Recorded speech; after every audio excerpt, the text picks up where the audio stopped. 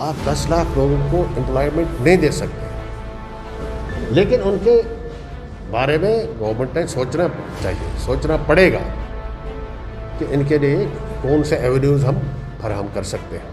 पहले हमारे गवर्नर थे सत्यपाल मलिक साहब, उस वक्त उन्होंने ऐलान किया था कि हम 50,000 नौकरियां नौजवानों को फराहम करेंगे। गवर्नर साहब भी चले गए इधर से, लेकिन उन 50,000 नौकरियों का कोई अभी अता पता नहीं है। तो एक तरफ से हम ये कह रहे हैं कि रियासत जम्मू कश्मीर में अमन का माहौल पैदा होना चाहिए, लेकिन दूसरी तरफ से जो इंसान घर में परेशान हो गया, जिसको आपने ये कहा कि आपको नौकरी मिल सकती है, आप कल 50,000 लाख रुपया तनख्वाह पा सकते हैं, अपनी फैमिली को पाल सकते हैं, अपने बच्चों को पाल सकते हैं, इस वक्त उसके वो दानिशबीना का मोहताज है। ग्राउंड सिचुएशन मुझे आप बताइए, ग्राउंड सिचुएशन क्या है? सेक्रेटरीट में बैठ के तो बिल्कुल फाइलों पे ये लिखा जाता है इतने 1000 करोड़ छोड़ दिए इसमें, इतने 100 करोड़ इसमें छोड़ दिए। मुझे आप बताएं आज की डेट में अनएम्प्लॉयमेंट का ग्राफ चढ़ता जा रहा है। नेशन का एसेट यूथ को माना जाता है और कहीं ना कहीं वो एसेट फ्रस्ट्रेट है। चलिए इस सब पर आज हम बातचीत करेंगे और बातचीत में हमारे साथ इस समय मौजूद हैं अपनी पार्टी के वरिष्ठ नेता दिलावर मीर साहब। मीर साहब, सबसे पहले आपका स्वागत है द न्यूज़ नाउ में। थैंक यू सर, 370 हटाने के बाद सबसे ज़्यादा अगर किसी को उम्मीद थी तो वो अनएम्प्लॉयड यूथ को थी, जो एजुकेटेड कहीं ना कहीं सड़कों पर हैं, प्रोटेस्ट कर रहे हैं।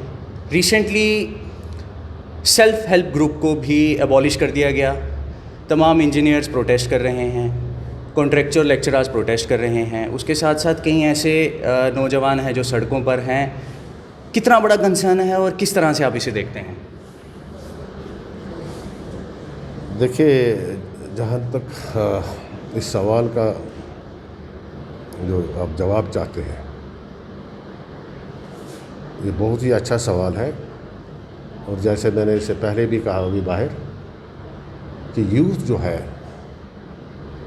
न सिर्फ जम्मू कश्मीर में बल्कि पूरे मुल्क का यूथ जो है, this is the biggest asset of the country, of the state. अब यूथ को आप सही रास्ते पे लाने के लिए गवर्नमेंट को कुछ सही इक़दाम करने चाहिए। सबसे बड़ा मसला जो यूथ का है, युवा का इस वक्त है, वह है अनएम्प्लॉयमेंट। मुझे इस बात का एहसास है कि जहाँ तक हमारी रियासत का ताल्लुक़ है, ये एक पसमानदा रियासत है। हमारे उतने रिसोर्सेज नहीं हैं जो हमारे गवर्नमेंट मुलाजिम हैं, उनकी तनख्वाहें जो हैं, उनकी तनख्वाहों को हम वो जनरेट हम रिसोर्स उतने नहीं कर पाते हैं कि उनकी तनख्वाहें हम अदा कर पाएँ। लेकिन उसका ये मतलब नहीं है, एक टाइम आपको याद होगा, जो पढ़े लिखे नौजवान थे, ग्रेजुएट्स थे, पोस्ट ग्रेजुएट्स थे, इंजीनियर्स थे, डॉक्टर्स थे, उनकी तादाद हज़ारों में मानी जाती थी। लेकिन आज के डेट में ये लाखों तक, लाख से 2 लाख से 3 लाख से ऊपर तजावुज़ कर गई है। अब अगर हम खामोश बैठे, लोग खासकर जो नौजवान यहाँ का है वो सड़कों पे आए, वो प्रोटेस्ट करें, उन पे लाठी चार्ज करें, उनको जेल भेज दें, उससे मसला हल होने वाला है नहीं। मसला तभी हल हो सकता है, मैं ये नहीं कह सकता हूँ कि अगर यहाँ पे 7 या 8 लाख या 10 लाख आपके अनएम्प्लॉयड यूथ है, आप 10 लाख लोगों को एम्प्लॉयमेंट नहीं दे सकते, लेकिन उनके बारे में गवर्नमेंट ने सोचना चाहिए, सोचना पड़ेगा कि इनके लिए कौन से एवेन्यूज़ हम फराहम कर सकते हैं।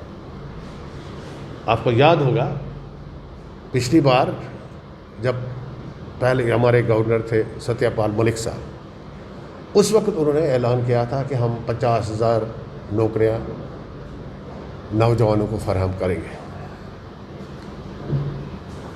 गवर्नर साहब भी चले गए इधर से, लेकिन उन 50,000 नौकरियों का कोई अभी अता पता नहीं है।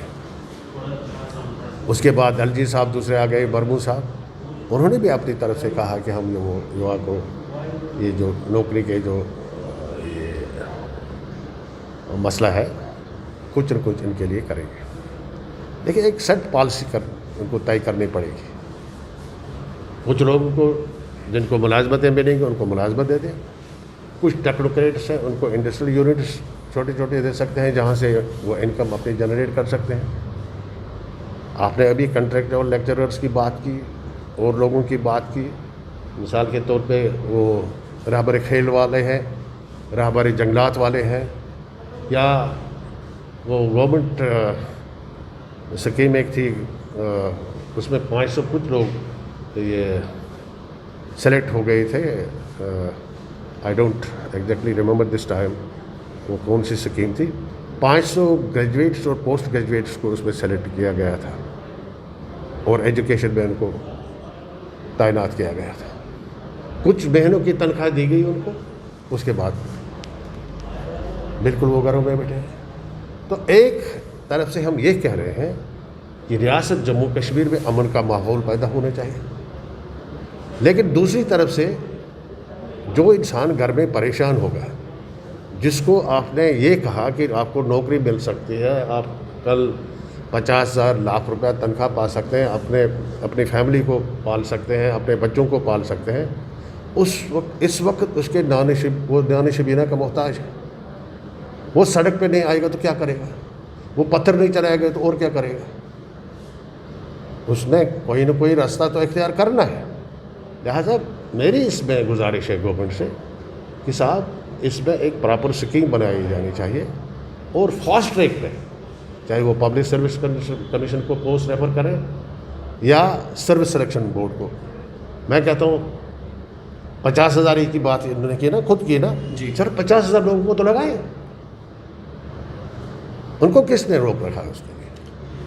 रिसेंटली 1 ईयर कंप्लीट हुआ है आर्टिकल 370 को हटे हुए जम्मू कश्मीर से। डेवलपमेंट का एक नया फेज़ आएगा ऐसा कहा जा रहा था भारतीय जनता पार्टी द्वारा।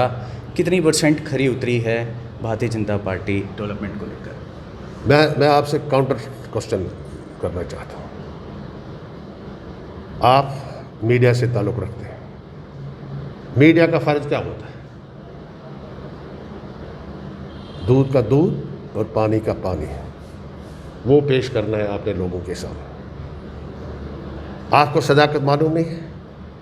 ग्राउंड सिचुएशन मुझे आप बताइए, ग्राउंड सिचुएशन क्या है?